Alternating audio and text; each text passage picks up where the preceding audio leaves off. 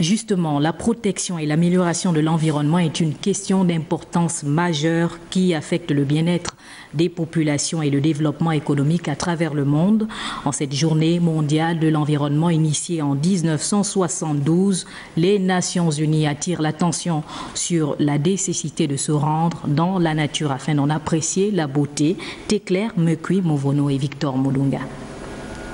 Avec comme thème rapprocher les gens de la nature, la Journée mondiale de l'environnement, édition 2017, offre l'opportunité aux acteurs œuvrant dans ce domaine d'inviter les populations à adopter des comportements éco-citoyens. Rapprocher l'homme de la nature permet à l'homme de mieux connaître les vertus de la nature,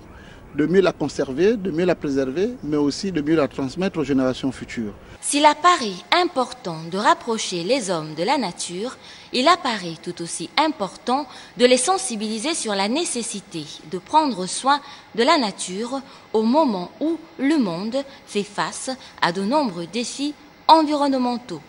au nombre desquels la pollution de l'air, de l'eau, du sol, le réchauffement climatique, lequel occasionne des fontes de glace ou la hausse de la sécheresse dans certaines régions, la destruction progressive de la couche d'ozone, la diminution des ressources halieutiques observables dans certains cours d'eau, ou enfin la déforestation abusive observée dans certaines zones.